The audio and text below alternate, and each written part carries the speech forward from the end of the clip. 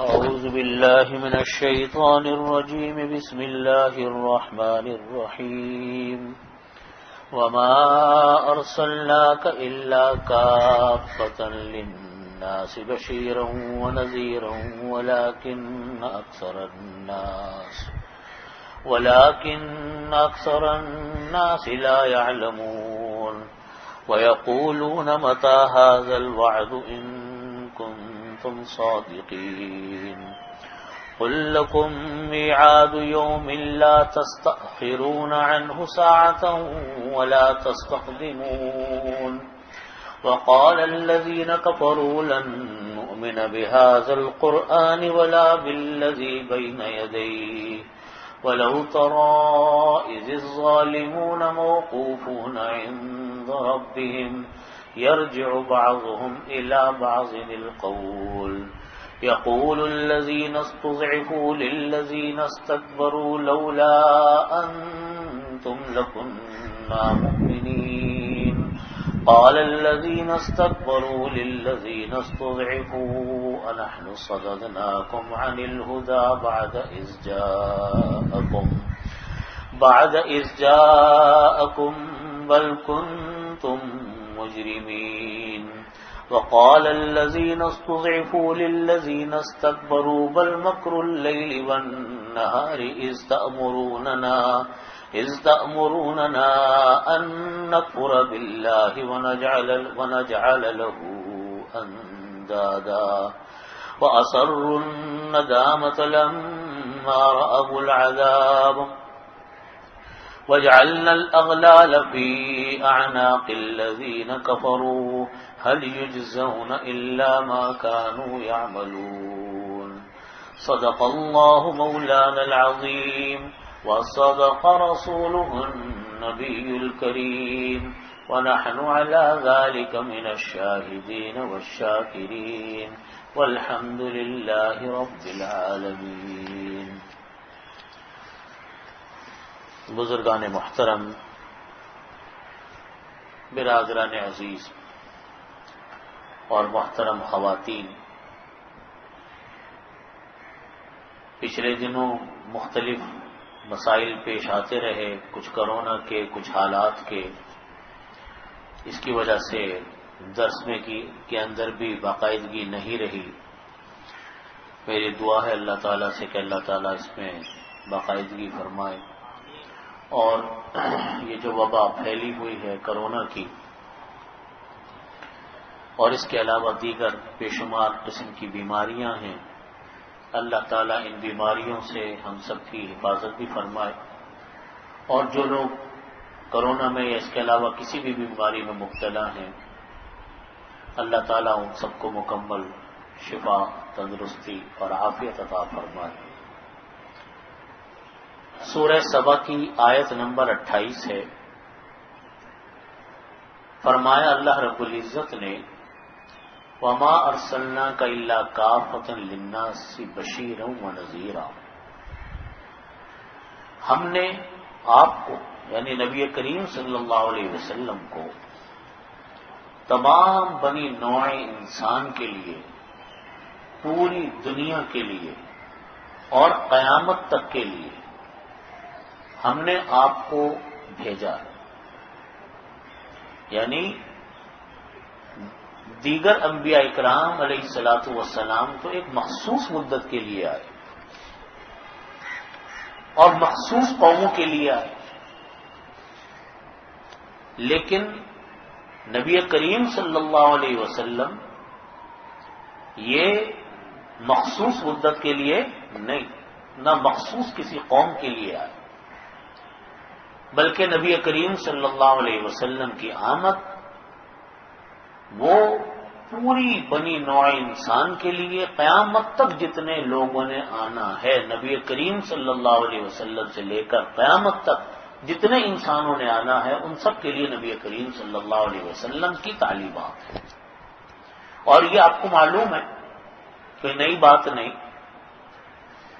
کہ انبیاء جب بھی آتے ہیں وہ اللہ کی آسمانی کتابوں کی تشریح کے لیے آتے ہیں، تبلیغ و دعوت کے لیے آتے ہیں. اللہ تعالیٰ نے اپنی آسمانی کتابوں کو لوگوں کی مرضی کے اوپر نہیں چھوڑا کہ جو دل چاہے تشریح کر لیں، اس پر نہیں چھوڑا. یہ جو کچھ بھی ہم یہاں پڑھ رہے ہیں کلام پاک کی آیات، یہ ایسے نہیں پڑھ رہے. نبی پاک صلی اللہ علیہ وسلم نے، یہ عادت اللہ ہے کہ جب بھی کوئی آسمانی کتاب نازل ہوئی اس کے ساتھ معلم اللہ نے بھیجا. اس معلم نے تشریح کی اللہ کی کتاب کی اور اس کو سکھایا اپنی امت کو، جو بھی امت تھی. یہی کام نبی علیہ الصلوۃ والسلام نے فرمایا. جب قرآن پاک نازل ہوا، اللہ نے نبی علیہ الصلوۃ والسلام اس دنیا میں بھیجے. انہوں نے صحابہ کرام کو قرآن پاک کی تشریح سکھلائی کہ مطلب کیا ہے. چنانچہ نبی کریم صلی اللہ علیہ وسلم نے قرآن پاک کی جو تشریح کی، صحابہ کرام رضی اللہ عنہم اجمعین نے اس کو سیکھا. ان مقدس ہستیوں نے اپنے بعد والے لوگوں کو اس قرآن پاک کو سکھایا، اس کی تشریح سکھائی. اور پھر تابعین سے تابعین سے سلسلہ چلتا چلتا چلتا آج یہاں تک پہنچا. اور یہ سلسلہ انشاءاللہ جب تک دنیا میں کوئی اہل ایمان زندہ رہے گا انشاءاللہ یہ سلسلہ چلتا ہی رہے گا. کوئی نہیں اس کو روک سکتا. دنیا لاکھ مار دے علماء کو اور لاکھ مار دے جناب مسلمانوں کو، لیکن قرآن پاک کی تعلیم کا سلسلہ انا نحن نزلنا الذکر وانا له لحافظون، قرآن پاک میں اللہ تعالیٰ نے فرمایا کہ ہم نے قرآن پاک کو نازل کیا، حفاظت ہم کریں گے اسے. ایک زمانے میں لوگوں نے، جو غیر مسلموں نے یہ کام شروع کیا، حفاظ کو قرآن پاک کو خرید کے دریاؤں میں ڈالنا شروع کیا.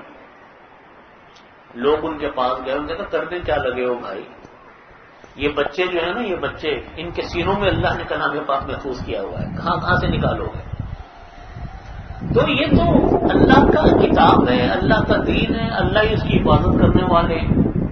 تو یہ سلسلہ دین کا، تشریح کا، نبی کریم صلی اللہ علیہ وسلم سے جو سلسلہ شروع ہوا، یہ سلسلہ چلتا چلا جا رہا ہے. صحابہ کرام نے نبی کریم صلی اللہ علیہ وسلم سے سیکھا، تابعین نے صحابہ کرام سے سیکھا، تابعین نے تابعین سے سیکھا. یہ سلسلہ چل رہا ہے. اس لیے جو کچھ بھی آج ہم پڑھنے بیٹھے، ہم نے اپنے اساتذہ سے سیکھا، ہمارے اساتذہ نے ان سے سیکھا، انہوں نے ان سے سیکھا.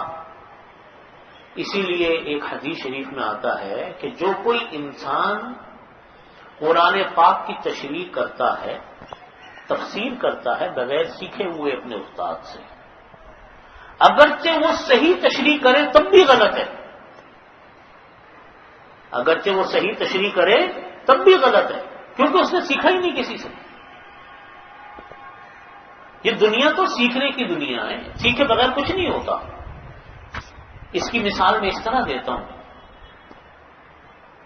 ڈاکٹر ہے نا، تربیت یافتہ ڈاکٹر ہے، جس نے تعلیم بھی پوری حاصل کی، ہاؤس جاب بھی پوری کی، لائسنس بھی لیا. جو ایک طریقہ کار ہوتا ہے ڈاکٹر کی کلینک کرنے کا، ہاسپٹل میں کام کرنے کا، وہ سارے اس نے کیے. اس ڈاکٹر سے اگر کوئی غلطی ہو جائے، جان بوجھ کر نہیں ہوئی، غلطی ہو گئی، غلط دوا چلی گئی کسی کو، یا خدا نہ خواستہ آپریشن کرتے ہوئے کسی ڈاکٹر سے کوئی زندگی موت اللہ کے حوالے، لیکن کوئی غلطی ہو گئی، تو کیا اس کو آپ قانون کے کٹہرے میں کھڑا کر کے پھانسی دے دیں گے؟ کوئی جرمانہ لگا دیں گے؟ نہیں. وہ ڈاکٹر ہے، اس کی صحیح بات بھی صحیح ہے، غلط بات بھی صحیح ہے. غلطی ہو گئی وہ بھی معاف ہے اس کی، کیونکہ ڈاکٹر ہے. اور اگر مجھ جیسا آدمی جس نے ڈاکٹری کا فن نہیں سیکھا، میں جانتا ہوں کہ جی فلانا آدمی، چلو جی میں اس کو دوا دیتا ہوں، مجھ کو معلوم ہے اس برس کی کیا دوا ہے، پیٹ کی یہ دوا ہے، گلے کی یہ دوا ہے، بخار کی یہ ہے، نزلے کی یہ، 10 دواؤں کے نام تو ہر آدمی کو پتا ہوتے ہیں. اگر وہ آدمی کسی دوسرے کو دوا دے دے تو کیا دینا صحیح ہے؟ بتائیے. اور وہ ٹھیک بھی ہو گیا. ہم اناڑی آدمی نے دوا دے دی اور دوسرا آدمی ٹھیک بھی ہو گیا، سب کہیں گے کہ غلط کیا. کیوں؟ اس لیے کہ تم ڈاکٹر نہیں تھا، تم نے دی کیوں دوا؟ وہ کہتا بھائی ٹھیک تو ہو گیا. کہہ رہے ٹھیک ہو گیا نہ ہو گیا، لیکن تمہیں اختیار نہیں ہے. یہ معاملہ صرف ڈاکٹری کا نہیں، یہ معاملہ قرآن پاک کی تفسیر کا نہیں، یہ دنیا کے ہر فیلڈ کا یہی مسئلہ ہے۔ جب تک کوئی انسان کسی سے نہیں سیکھتا اس وقت تک وہ چیز نہیں قابل اعتبار ہوتی۔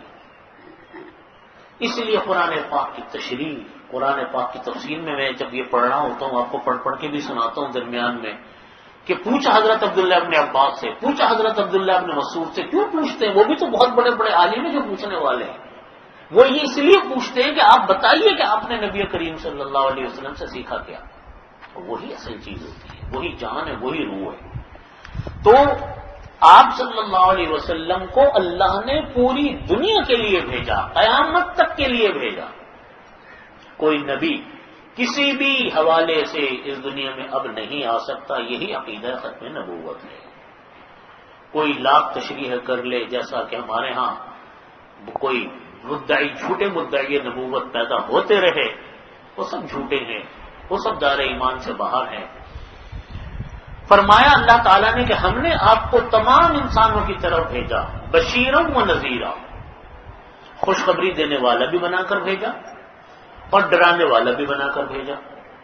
خوشخبری اس بات کی کہ جو ایمان لائے گا اللہ اس کی مغفرت فرمائے، اور جتنے اعمال صالحہ کرتا رہے گا اللہ تعالیٰ اتنا اس کو اجر و ثواب عطا فرماتے رہے گا۔ اور نذیر اس لیے بنایا کہ ڈرانے والا۔ جہاں لوگ کہتے ہیں اللہ غفور ہے، ٹھیک ہے اللہ غفور ہے، اس میں کوئی شک نہیں۔ اللہ رحمان ہے، بے شک اللہ رحمان ہے، لیکن اللہ تعالیٰ عذاب دینے والے بھی تو ہیں، اللہ تعالیٰ کی پکڑ بھی تو بہت سخت ہے۔ اللہ کی دونوں شان ہیں، اسی لیے بشیر بھی بنایا کہ تم نیک اعمال کرو گے، دین پر عمل کرو گے، اللہ کے حکم کو مانو گے، قرآن کو مانو گے، حدیث کو مانو گے، تو تمہارے لیے خوشخبریاں ہی خوشخبریاں۔ آخرت کی بہترین زندگی ہے جو دائمی ہے، دنیا کی زندگی تو عارضی ہے۔ اور نذیر بھی بنا کر بھیجا، نذیر کے معنی ڈرانے والا، کہ اللہ کے نبی صلی اللہ علیہ وسلم نے، اللہ نے ڈرایا بھی ہے کہ تم ایمان نہیں لاؤ گے یا گناہ کرو گے، معصیتیں کرو گے، بے پرواہ ہو کر کرو گے، تو پھر یاد رکھو کہ اللہ کی پکڑ بھی پھر بڑی سخت ہے، اور خدا نہ خواستہ کوئی اللہ کی پکڑ میں آ جائے، کوئی نہیں چھوڑا سکتا انسان، کون اللہ کی پکڑ سے چھٹا سکتا۔ نذیر جو ہے نا ڈرانے والا، ڈرانے والی بہت ساری چیزیں ہیں، ہم لوگ ان کے ڈر کو نہیں دیکھتے۔ بعض حضرات نے فرمایا کہ ملک الموت سے کسی نے پوچھا کہ تم آ کر کسی کو اچانک روح قبض کر لیتے ہو، کوئی الٹیمیٹم ہی نہیں دیتے؟ تو ملک الموت نے کہا نہیں میں تو بہت الٹیمیٹم دیتا ہوں، میرا کوئی الٹیمیٹم لیتا نہیں۔ فرمایا کہ انہوں نے کہا کہ جب کسی کو بخار ہوتا ہے یہ میرا الٹیمیٹم ہوتا ہے کہ دیکھو یہ بیماری کہنے کو تو معمولی بیماری ہے، معمولی بخار ایک پیناڈول سے ٹھیک ہو جائے گی، لیکن اگر یہ بڑھ گئی تو کچھ بھی ہو سکتا ہے۔ جیسا آج کل ہم سن رہے ہیں کورونا کی وبا میں کس طرح دیکھتے جناب کہاں سے کیا انسان کا ہو جاتا ہے۔ فرمایا کہ جب داڑھی میں سر میں سفید بال آتے ہیں یہ میرا الٹیمیٹم ہوتا ہے کہ دیکھو داڑھی میں سفید بال آ گئے، سر میں سفید بال آ گئے، عمر اب ڈھلنی شروع ہو گئی، اب جوانی ڈھلنے لگی، یہ میری طرف سے الٹیمیٹم ہے۔ جب انسان کے ہاں پوتا یا نواسا یا پوتی یا نواسی پیدا ہوتی ہے یہ میرا الٹیمیٹم ہوتا ہے کہ دیکھو اب یہ وقت قریب آ رہا ہے تمہارا، اب تمہاری اگلی جنریشن بھی شروع ہو گئی، اگلی نسل بھی ماشاءاللہ شروع ہے، ان کو بھی جگہ کی ضرورت ہے۔ تو بہت سارے لوگوں نے کہا کہ اصل نذیر تو اللہ کے رسول صلی اللہ علیہ وسلم ہے، لیکن یہ بھی نذیر ہیں، یہ بھی ڈرانے والی چیزیں ہیں انسان کو، یہ الٹیمیٹم ہیں انسان کے لیے۔ فرمایا کہ وَلَٰكِنَّ أَكْثَرَ النَّاسِ لَا يَعْلَمُونَ، لیکن اکثر لوگ اس بات سے واقف نہیں۔ یعنی واقف نہ ہونے کا مطلب یہ ہے کہ اللہ کی تعلیمات اور رسول صلی اللہ علیہ وسلم کی تعلیمات کو کوئی اہمیت ہی نہیں دیتے۔ یعنی دنیا کی سینکڑوں چیزیں، عجیب ہمارے ہاں کے دماغ الٹا ہے، دنیا کی 10 باتیں پوچھ لو، بتا دو ان کو، عمل کر لیں گے آنکھیں بند کر کے. جہاں کوئی دین کی بات بتائی کہتے لاجک بتائیے، اس کی لاجک کیا ہے؟ بھائی آپ کسی چیز کے بارے میں لاجک نہیں پوچھتے، کسی چیز کے بارے میں آپ کہتے، ڈاکٹر کے پاس جاتے ہیں دوا لکھتا، آپ نے کبھی بحث کی اس سے کہ آپ نے ذرا بتائیں تو آپ نے یہ کیوں لکھا وہ کیوں نہیں لکھا؟ لائر کے پاس جاتے ہیں، انجینئروں کے پاس جاتے ہیں کہ آپ نے یہ نقشہ ایسے کیوں بنایا، ایسے کیوں نہیں بنایا؟ ہر انسان اپنے فن کا ماہر ہوتا ہے، وہ جانتا ہے کون سی چیز کیسی اور کون سی نہیں، لیکن جہاں شریعت کا مسئلہ آئے گا آستی نہ چڑھا کے بحث کرنے کے لیے تیار کہ ایسا کیوں ہے اور ایسا کیوں نہیں ہے، یہ تو ممکن ہے، یہ تو ممکن نہیں ہو سکتا، اور یہ ایسا کیوں ہے، بحث تیار. یہ در حقیقت نہ ماننے والی باتیں ہوتی ہیں. تو یہاں نبی کریم صلی اللہ علیہ وسلم جب کسی بات کا حکم دیتے ہیں، انسان کی ابدیت کا تقاضا یہ ہے کہ انسان آنکھیں بند کر کے اللہ اور اس کے رسول کے حکم کے اوپر عمل کرے. اس کو فرمایا وَلَٰكِنَّ أَكْثَرَ النَّاسِ لَا يَعْلَمُونَ، لیکن لوگ یہ اس بات کو مانتے نہیں ہیں، یا تو جہالت کی وجہ سے اللہ کو حکم کو نہیں مانتے، یا اندر ایک سرکشی ہوتی ہے، اندر ایک ضد ہوتی ہے، ایک عناد ہوتی ہے، اس عناد کی وجہ سے لوگ مانتے نہیں. اور اس میں انسان کے گناہوں کو بہت بڑا دخل ہوتا ہے. جب آدمی طرح طرح کے الٹی سیدھے دھندوں میں مبتلا ہونا تو دنیا کی کسی چیز پہ بحث نہیں کرے گا، دین کے معاملے میں بس وہ بحث کرنے کے لیے مستقل آمادہ. اسی لیے حضرات مفسرین فرماتے ہیں کہ اس کی بنیادی وجہ کیا ہوتی ہے؟ یا تو جہالت ہوتی ہے، علم دین سے ناواقفیت ہے، یا عناد ضد انسان کے اندر ہوتی ہے جس کی وجہ سے اللہ تعالیٰ کے حکموں کو ماننے کے لیے وہ دل و جان سے تیار نہیں ہوتا. یعنی کیسی عجیب بات ہے کہ عام انسان، ہم اپنا علم تو دیکھیں، ہمارا علم ہے کیا اللہ کے آگے؟ ہم یہ کہتے ہیں کہ ہمیں قرآن کی یا حدیث کی اس حکم کی لاجک بتلاؤ تو ہم کچھ سوچیں گے. یعنی ہم اتنے بڑے ہو گئے کہ اللہ اور اس کے رسول کی بات کو ہم اپنی عقل کی کسوٹی پر پرکھنے کے لیے تیار ہیں. آئے گی تو مانیں گے، نعوذ باللہ نہیں آئے گی تو کیا نہیں مانیں گے. اس کو اللہ تعالیٰ فرماتے وَلَٰكِنَّ أَكْثَرَ النَّاسِ لَا يَعْلَمُونَ. حضرت صحیح بخاری اور مسلم شریف میں حضرت جابر رضی اللہ عنہ کی ایک روایت آتی ہے کہ رسول اللہ صلی اللہ علیہ وسلم نے فرمایا کہ 5 چیزیں مجھ کو ایسے عطا کی گئی، 5 چیزیں مجھ کو ایسی عطا کی گئی جو مجھ سے پہلے کسی نبی کو نہیں ملی. اللہ تعالیٰ نے 5 خصوصیتیں، 5 ایسی چیزیں نبی علیہ الصلوۃ والسلام کو عطا فرمائی. ایک یہ کہ اللہ تعالیٰ نے مجھ کو، میری مدد اللہ نے ایسے رعب کے ذریعے کی جو 1 مہینے کی مسافت تک لوگوں پر میرا رعب ڈالتا تھا. اللہ کے نبی کا رعب تھا نا، معمولی بات تو نہیں. ہم جو واقعات پڑھتے ہیں، اور میں بھی جب پڑھتا ہوں میں سوچتا ہوں کہ یا اللہ یہ ہوتا کیسے تھا. جنگوں کے واقعات، جہاد کے واقعات، دور دراز کے سفر، سینکڑوں میلوں کے سفر، اونٹوں کا سفر، کتنا انسان سامان رکھ کے لے جائے گا اس کو، اور چند صحابہ کرام فتح مل گئی. کیسے مل گئی؟ یہ ایک اللہ کی طرف سے ایک رعب اللہ تعالیٰ نے اللہ کے نبی صلی اللہ علیہ وسلم کو دیا. جو رعب آپ صلی اللہ علیہ وسلم فرماتے ہیں کہ 1 مہینے کی مسافت تک لوگوں پر میرا رعب چھا جاتا ہے. دین کا ایک رعب ہوتا ہے، ایک تو ہے اللہ کے نبی کا رعب، وہ تو آپ سوچ لو کیا چیز ہوگی، وہ تو بات ہی الگ ہے. لیکن اللہ تعالیٰ نے سنتوں کا ایک رعب رکھا اسی نسبت سے کہ اللہ کے نبی کے اوپر ایک رعب تھا نا، اللہ کے نبی کے افعال، اللہ کے نبی کے اعمال، ان کا بھی ایک رعب ہے. آپ دیکھ لیجئے جو لوگ سنتوں پہ عمل کرتے ہیں، شریعت پہ عمل کرتے ہیں، دنیا ان سے کتنی خائف ہوتی ہے کہ نہیں ہوتی؟ آپ کے سامنے ان کی ایک نورانیت ہوتی ہے، ان کی اپنی ایک برکت ہوتی ہے، وہ برکت انسان کو متاثر کرتی ہے. ایک آدمی مسلمان ہوا، غیر مسلم مسلمان ہوا، اس نے کہا کہ آپ لوگوں کی کچھ چیزیں ایسی ہیں کہ جب ہم اس کو دیکھتے تھا، میں اسلام لانے سے پہلے کوئی یورپ میں کوئی آدمی مسلمان ہوا تھا، اس کا میں نے واقعہ پڑھا سنا تھا.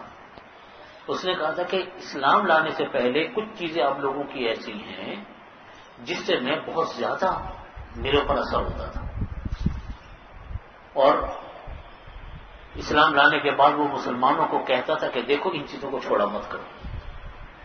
ایک کہتے تھے جب آپ لوگ اذان دیتے ہو نا، اور یہ جو صدا گونجتی ہے فضا میں اللہ اکبر اللہ اکبر، فرماتے اس سے ہمارے دل کے اوپر ایک عجیب کیفیت، ایک عجیب اثر ہوتا تھا، ایک روح آتا تھا. دوسرا، جب نماز کے وقت ہوتے تھے، آپ لوگ مسجدوں میں جاتے ہو، مسجد میں جگہ نہیں ملی، کہیں بھی جا کے کھڑے ہو کے نماز پڑھتے ہو، ہم لوگ مذاق کو اڑاتے تھے، لیکن سچی بات ہے ہمارا دل مرعوب ہوتے تھے مسلمانوں سے. اللہ نے جہاں نبی کریم صلی اللہ علیہ وسلم کا ایک رعب دبدبا رکھا وہ تو تھا، لیکن آپ صلی اللہ علیہ وسلم کی سنتوں کا جو رعب اور دبدبا ہے وہ ہمیں اور آپ کو محسوس نہیں ہوتا، وہ دوسرا محسوس کرتا. ہمیں تو اس کی نورانیت نظر آتی ہے. حقیقت ہے اللہ تعالیٰ جتنا اتباع سنت کی توفیق عطا فرمائے اتنی انسان کو نورانیت اور روحانیت ملتی ہے، لیکن سنتوں کا ایک رعب ہے. حضرت عمر فاروق رضی اللہ عنہ کے زمانے میں آپ کو معلوم ہے کہ پوری دنیا پہ حضرت عمر فاروق رضی اللہ عنہ نے حکمرانی فرمائی، ان سے بڑا کوئی جرنیل ہی پیدا نہیں ہوا. ایک قافلہ روانہ کیا حضرت عمر فاروق رضی اللہ عنہ نے، اور غالباً یہ علاقہ بنتا ہے آپ کے یہ تاجکستان وغیرہ کی طرف کا کوئی علاقہ بنتا ہے، اردن وغیرہ کا علاقہ. وہاں صحابہ کرام گئے، انہوں نے جا کر کسی قلعے کا محاصرہ کیا، اور محاصرہ چلتا رہا، لڑائی چلتی رہی، محاصرہ ہوتا رہا، لیکن وہ قلعہ فتح نہیں ہوتا تھا. تو وہاں کے جو امیر تھے، سپہ سالار تھے مسلمانوں کے، انہوں نے حضرت عمر فاروق رضی اللہ عنہ کو خط لکھا کہ امیر المومنین، ہم اتنے دن سے محاصرہ کیے ہوئے ہیں اور سارے جتن کر ڈالے، لیکن ہم سے قلعہ فتح نہیں ہوا، ہم کیا کریں؟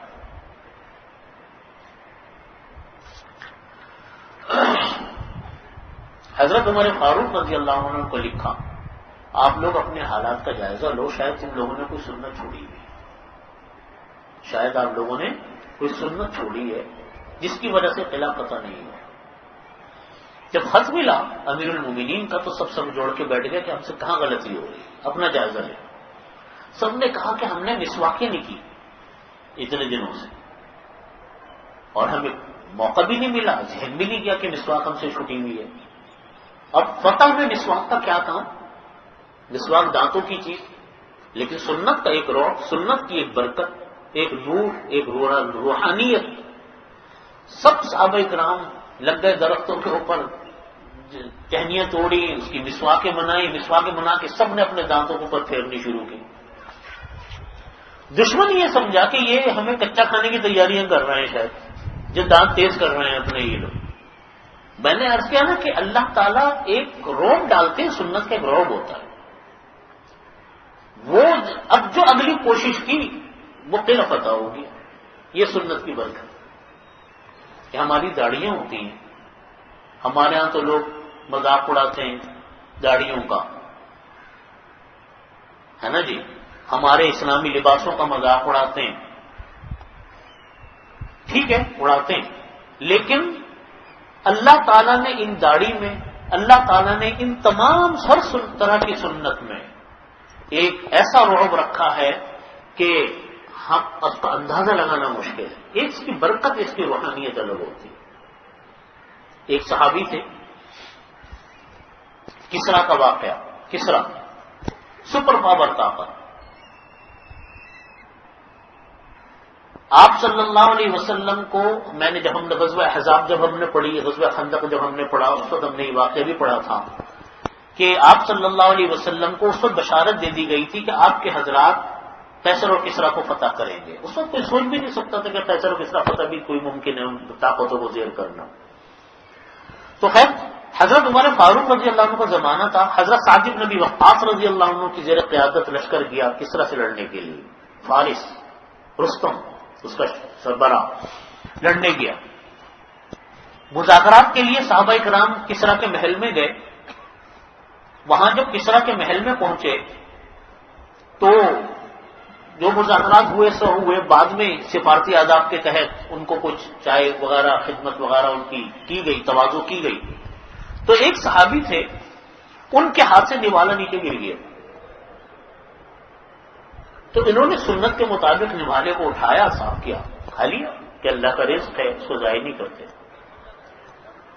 جب انہوں نے کھا لیا تو کسی نے ان کو ہاتھ مارا, ٹھوکا مارا کہ دیکھو یہ کس طرح کا دربار ہے, ان کے دربار کے اندر یہ چیز نہیں ہوتی کہ نیچے سے اٹھا کے کھا لو, یہاں کے کچھ سفارتی آداب دوسرے. ان صحابی نے فوراً جواب دیا اترک سنت رسول اللہ صلی اللہ علیہ وسلم لہؤلاء الحمقاء, کیا میں نبی کریم صلی اللہ علیہ وسلم کی سنت کو ان احمقوں کے خاطر چھوڑ دوں گا کہ کس طرح کا دربار ایسا اور کس طرح کا دربار ویسا. کس طرح کیا چیز ہے اللہ کے حکم کے آگے تو سنت کے آگے. تو دیکھیے بات چھوٹی سی ہے لیکن اللہ نے اس کا ایک رعب رکھا, اللہ نے اس کا ایک دبدبہ رکھا. یہاں آپ صلی اللہ علیہ وسلم یہ فرماتے ہیں کہ مجھ کو ایسا رعب دیا گیا جو 1 مہینے کی مسافت تک لوگوں کے اوپر رعب ڈالتا تھا. یہ پہلی خصوصیت نبی کریم صلی اللہ علیہ وسلم کی. دوسری خصوصیت, میرے لیے پوری مسجد کو, میرے لیے پوری زمین کو مسجد اور پاک بنایا گیا. یعنی پہلی امتوں میں تو یہ تھا کہ نماز مسجد میں ہوگی, مسجد سے ہٹ کر نہیں ہوگی. لیکن یہ خصوصیت تھی نبی کریم صلی اللہ علیہ وسلم کی کہ نماز ہر جگہ پڑھی جا سکتی ہے. مسجد کا ثواب وہ علیحدہ ہے, وہ اپنی جگہ پر ہے, لیکن اگر مسجد میں نماز جماعت سے نہیں پڑھی یا ویسے نہیں پڑھی اور باہر کسی پاک جگہ کے اوپر نماز پڑھ لی تو نماز ہو جائے گی. اس سے پہلے یہ بات نہیں تھی. اور زمین کو یہ اللہ تعالیٰ نے مسجد بھی بنایا اور زمین کو ذریعے سے پاکی کا ذریعہ بھی بنایا. اگر پانی نہ ملے تو تیمم کر کے نماز پڑھنا یہ خصوصیت میں سے تھا نبی کریم صلی اللہ علیہ وسلم کی. تو زمین کو میرے لیے طہور بنایا, پاک بنایا. یہ دوسری خصوصیت. تیسری خصوصیت نبی علیہ الصلوۃ والسلام کی جو آپ صلی اللہ علیہ وسلم نے فرمائی ہے کہ میرے لیے مال غنیمت حلال کیا گیا. پچھلی امتوں کے لیے مال غنیمت حلال نہیں تھا, بلکہ پچھلی امتوں کے لیے یہ تھا کہ وہ مال غنیمت جو ملتا تھا اس کے کھلے آسمان کے نیچے رکھ دیا کرتے تھے. آسمانی بجلی گرتی تھی وہ اس کو جلا دیا کرتی تھی. تو وہاں جب تو یہ ہوتا تھا, یہ اس بات کی علامت ہوتی تھی کہ جہاد مقبول ہو گیا. تو مال غنیمت پچھلی امتوں کے لیے حلال نہیں تھا. یہ نبی کریم صلی اللہ علیہ وسلم اور امت محمد علیہ الصلوۃ والسلام کی خصوصیت تھی. اور چوتھی یہ خصوصیت کہ نبی کریم صلی اللہ علیہ وسلم فرماتے مجھ کو شفاعت کبریٰ, اللہ تعالیٰ نے شفاعت کبریٰ کا مقام دیا. شفاعت کبریٰ کا مطلب یہ کہ میدان حشر میں جب سوال و جواب کی مجلس ہوگی, ہر انسان کا نام اعمال اللہ تعالیٰ اس کا امتحان لیں گے, اس کو دیکھیں گے کیا انسان کے نام اعمال ہیں, جنت اور دوزخ کے فیصلے ہوں گے. اتنی پریشانی کا وقت ہوگا, اتنی پریشانی کا وقت ہوگا کہ الامان والحمیز. اس وقت فرماتے نبی کریم صلی اللہ علیہ وسلم مجھ کو شفاعت کبریٰ کا موقع کا حق دیا گیا کہ میں شفاعت کبریٰ کروں گا میدان حشر میں, اس کو موقع دیا جائے. اور پانچویں خصوصیت یہ کہ مجھ سے پہلے ہر نبی اپنے مخصوص قوم کی طرف بھیجا جاتا تھا اور مخصوص وقت کے لیے بھیجا جاتا تھا. مجھ کو تمام اقوام عالم کی طرف پیغمبر بنا کر اللہ نے بھیجا. یہ 5 خصوصیتیں بیان کی. پہلی خصوصیت یہ کہ پوری مسجد, پوری زمین کو میرے لیے مسجد اور طہور بنایا. مسجد نماز بھی پڑھ سکتے ہیں, نماز اور پانی نہ ہونے کی صورت میں مٹی سے تیمم بھی کر سکتے ہیں, بشرط یہ کہ پاک ہو, کوئی نجیس چیز اس پر نہ ہو. دوسری خصوصیت یہ, پہلی خصوصیت یہ کہ مجھے ایسا رعب دیا گیا جو 1 مہینے کی مسافت تک ہوتا ہے. دوسری خصوصیت یہ کہ پوری زمین کو میرے لیے مسجد اور طہور بنایا گیا، پاک اور طہور بنایا گیا، نماز پڑھنے کی جگہ بنائی گئی۔ تیسری خصوصیت آپ صلی اللہ علیہ وسلم نے فرمائی کہ میرے لیے مال غنیمت حلال کیا گیا۔ چوتھی خصوصیت یہ کہ میرے لیے شفاعت کبریٰ کا مقام مجھ کو دیا گیا کہ میدان حشر میں جب کوئی پیغمبر ہمت نہیں کرے گا سفارش کی، صرف اللہ کے نبی صلی اللہ علیہ وسلم کو شفاعت کا حق حاصل ہوگا۔ اور پانچویں یہ کہ مجھ سے پہلے ہر نبی اپنی مخصوص اقوام کی طرف بھیجا جاتا تھا، اللہ تعالیٰ نے مجھ کو پوری امت کے لیے، پوری قوم کے لیے پیغمبر بنا کر بھیجا۔ وَيَقُولُونَ مَتَىٰ هَٰذَا الْوَعْدُ إِن كُنتُمْ صَادِقِينَ، اگلی آیت ہے جس میں فرمایا اللہ تعالیٰ نے کہ وہ کافر لوگ کہتے ہیں، مذاق اڑاتے تھے، اللہ کے نبی کی بات نہیں سنتے تھے۔ اللہ کے نبی کہتے تھے کہ قیامت آئے گی، روز حساب آئے گا، فیصلے ہوں گے، تو وہ کہتے تھے اچھا بھائی پھر وہ کب آئے گا فیصلہ، اچھا بتاؤ تو صحیح وہ فیصلہ کا دن آئے گا کب؟ وَيَقُولُونَ مَتَىٰ هَٰذَا الْوَعْدُ إِن كُنتُمْ صَادِقِينَ، وہ کافر لوگ کہتے تھے اچھا بھائی وہ فیصلے کا دن آئے گا کب، ہمیں بھی تو بتاؤ۔ ان کنتم صادقین، اگر اے نبی آپ سچے ہو تو بتاؤ کب آئے گا وقت۔ اللہ تعالیٰ فرماتے ہیں کہ قل، اے نبی صلی اللہ علیہ وسلم آپ فرما دیجیے ان لوگوں سے، لکم میعاد یوم لا تستأخرون عنہ ساعۃ ولا تستقدمون، وہ اپنے مقررہ وقت پر آئے گا، تمہارے کہنے سے نہیں آئے گا، اپنے مقررہ وقت کے اوپر آئے گا۔ لا تستأخرون عنہ ساعۃ ولا تستقدمون، جب وہ وقت آئے گا تو نہ دیر ہوگی نہ جلدی ہوگی، جو وقت ہوگا اللہ نے جو وقت مقرر کیا وہ اللہ کے علاوہ کسی کو خبر نہیں، نہ اس سے ایک گھڑی آگے نہ ایک گھڑی پیچھے۔ اسی لیے یہ جواب تو اللہ تعالیٰ نے دیا کہ لوگ بھی آج بھی پوچھتے کہ اچھا بھائی ایسا ہوگا کب ہوگا کیا ہوگا، ہمیں کیا پتا کب ہوگا، یہ تو اللہ کا کام ہے، اللہ جانے، ہمیں کیا پتا۔ لیکن جو وقت مقررہ اللہ نے رکھا ہے حساب کتاب کا، قیامت کا، روز جزا کا، وہ اپنے وقت مقررہ پر ہوگا۔ وقال الذین کفروا، کہا کافروں نے، لن نؤمن بهذا القرآن ولا بالذی بین یدیہ، کافر لوگ کہتے تھے کہ اس قرآن کے اوپر نہ ہم ایمان لاتے ہیں، نہ اس سے پچھلی کتابوں پر ہم ایمان لے کر آتے ہیں۔ یہ کافروں کی بات تھی، کہتے تھے ہم اس قرآن کو مانتے ہی نہیں، نہ اس سے پہلے اللہ نے جتنی آسمانی کتابیں نازل کی اس کو بھی نہیں مانتے، جبکہ ہمارا عقیدہ کیا کہ تمام آسمانی کتابیں برحق، تمام انبیاء برحق، سب کی تعلیمات برحق۔ ہاں یہ الگ بات ہے کہ وہ تعلیمات اور وہ اللہ کی کتابیں ایک محدود وقت کے لیے تھیں، وہ وقت پورا ہوا کتابیں بھی منسوخ ہو گئی، پھر اللہ نے نئی کتاب نئی قوموں کے لیے بھیج دی، نئے نبی آ گئے۔ لیکن جب نبی کریم صلی اللہ علیہ وسلم تشریف لائے تو وہ آپ کی کتاب بھی آخری کتاب، آپ کی ذات بھی آخری کتاب، آخری نبی، آپ نبی بھی آخری نبی۔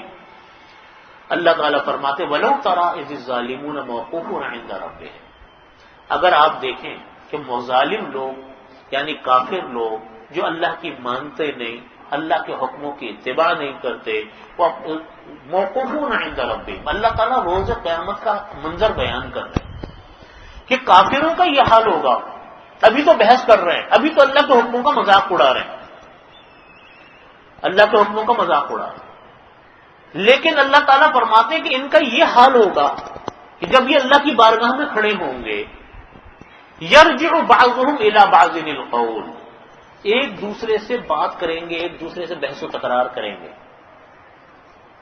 جیسے ہوتا ہے نا کہ جی ایک ہے بڑے بڑے کافر سردار، بڑے بڑے جن کے ماتحت لوگ اپنے سرداروں کی باتوں میں آ کر اللہ کے حکموں کو انہوں نے مانا نہیں، ایمان قبول نہیں کیا، تو وہ منظر بیان کر رہے ہیں کہ ایک طرف بڑے بڑے ان کے لوگ کافروں کے، اور دوسری طرف ان کے ماتحت لوگ جو مذاق اڑاتے تھے، اللہ کی بات نہیں مانتے تھے، اللہ کے سامنے کھڑے ہوں گے اور آپس میں ان لوگوں کی مذاکرات اور بحث مباحثہ چل رہا ہوگا۔ آپ فرمایا ولو ترا، اگر آپ دیکھو کہ ظالم اور کافر لوگ اپنے رب کے سامنے کھڑے ہوں گے، یرجع بعضهم الى بعض القول، اور ایک دوسرے کے ساتھ ایک دوسرے پر بات کو ڈالتے ہوں گے۔ بات کو ڈالنے کا مطلب کیا ہے کہ یہ کہے گا کہ تم نے یوں کہا تھا، وہ کہیں گے نہیں تم نے یوں کہا تھا، وہ کیا بات ہے وہ بیان کر رہے ہیں اللہ تعالیٰ۔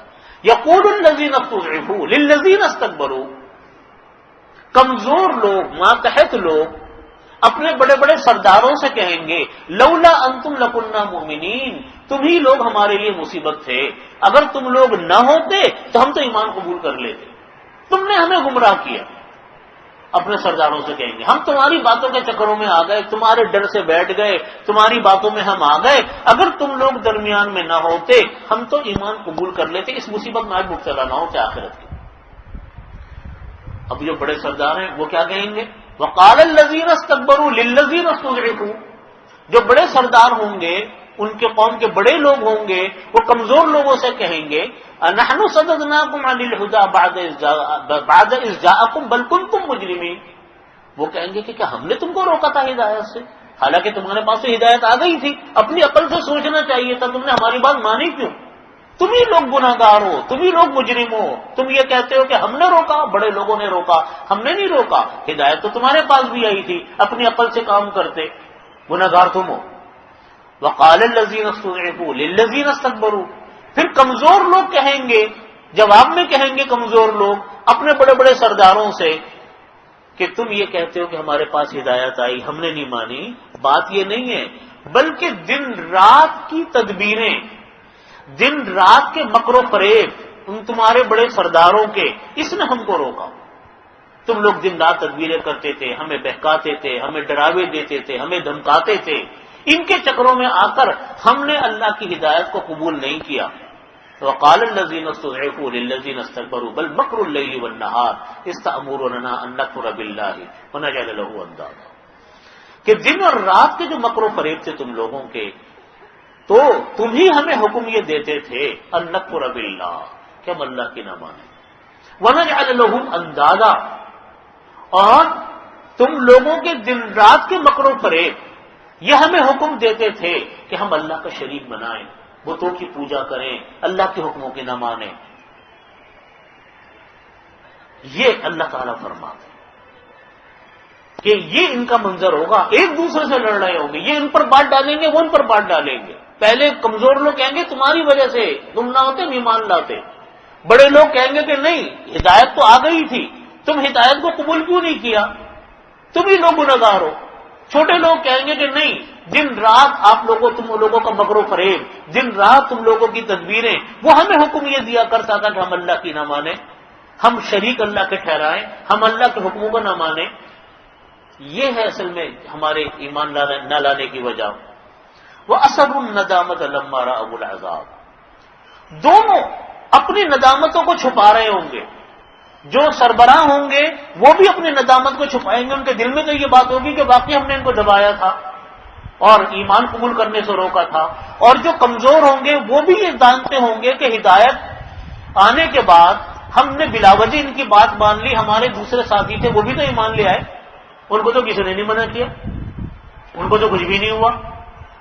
وَأَسَرُّوا النَّدَامَةَ لَمَّا رَأَوُا الْعَذَابَ، اللہ تعالیٰ فرماتے ہیں کہ اس وقت وہ لوگ اپنی ندامت کو، شرمندگی کو چھپا رہے ہوں گے جب وہ عذاب کو دیکھیں گے۔ دیکھیے یہ حال تو بیان کیا اللہ تعالیٰ نے کافروں کا روز قیامت میں، لیکن یہ منظر آج ہمیں بھی نظر آتا ہے نہیں آتا؟ اپنی دنیا کی زندگی میں ہم اپنے ملک کے اندر بات کرتے ہیں، کتنی چیزوں سے ہم متاثر ہو جاتے ہیں بلا وجہ، اور متاثر ہو کر کبھی نمازیں چھوڑ رہے ہیں، کبھی حرام لے رہے ہیں، کبھی کسی کے ساتھ ظلم کر رہے ہیں، کبھی کسی کے ساتھ زیادتیاں کر رہے ہیں، کبھی کسی گناہ میں کبھی کسی گناہ میں، کبھی کہتے ہیں کہ جی ہمیں فلانے کا دباؤ تھا، کبھی کوئی کچھ نہیں کہتا، بلا وجہ ماحول سے متاثر ہو گئے۔ ہوتا ہے کہ نہیں ہوتا؟ بلا وجہ ماحول سے متاثر ہو کے کسی کوئی گناہ کر بیٹھے، تو کسی کوئی ان سے پوچھے کہ بھائی تم نے گناہ کیوں کیا تھا، تو بھائی جی جواب کچھ نہیں ہوگا، اندر سے کمزور ہوتے ہیں تو متاثر ہوتے ہیں نا، ماحول سے متاثر ہو گئے، جی ماحول سے متاثر ہو گئے، یہ کام کر لیا وہ کام کر لیا۔ کبھی کسی اپنے افسر کی بات کے چکر میں آ کے کسی گناہ میں مبتلا ہو گئے، کبھی کسی کے ڈر میں آ کر کسی کو نقصان پہنچا بیٹھے۔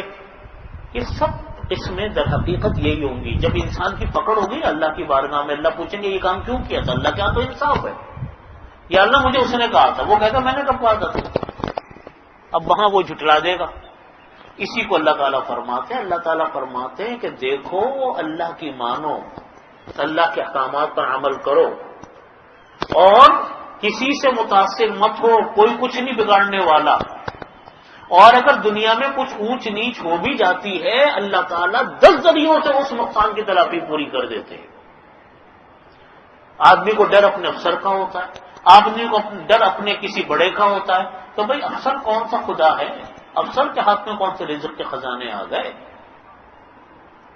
محل آپ کے محلوں کے لوگ ہیں، آپ کے خاندان کے لوگ ہیں، ان کے ہاتھ میں کون سی خدائی آ گئی کہ وہ نقصان پہنچا دیں گے؟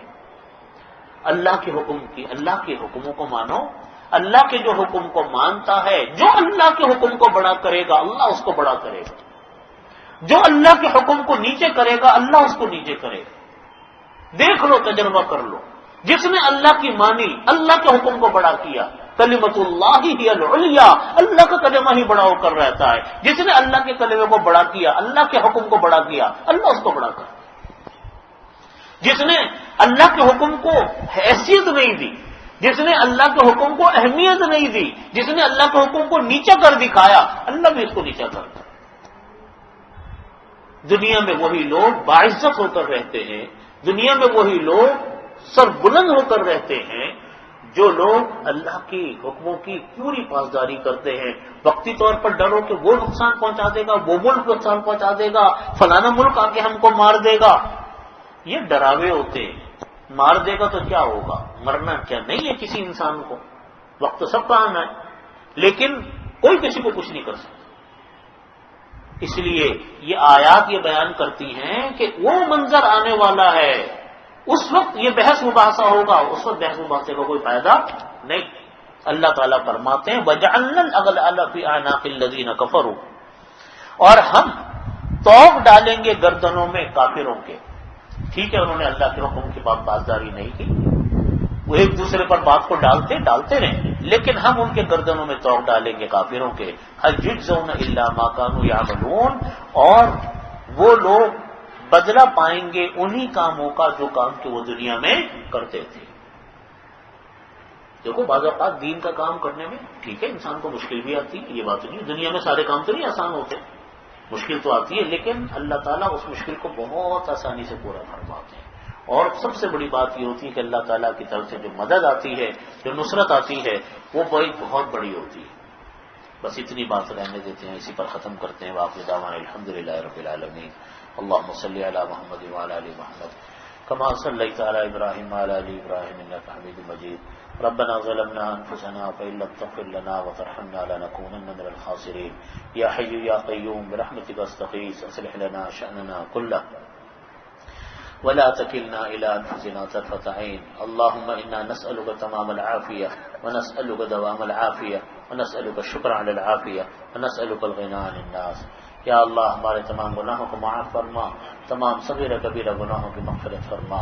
یا اللہ ہم سب کے اوپر اپنا رحم خاص کرم نازل فرما، عافیت عطا فرما، دین اور دنیا کی ہر خیر عطا فرما، اس کے ہر شر سے اور ہر پریشانی سے ہماری حفاظت فرما۔ ربنا تقبل منا انك انت السميع العليم وتب علينا انك انت التواب الرحيم۔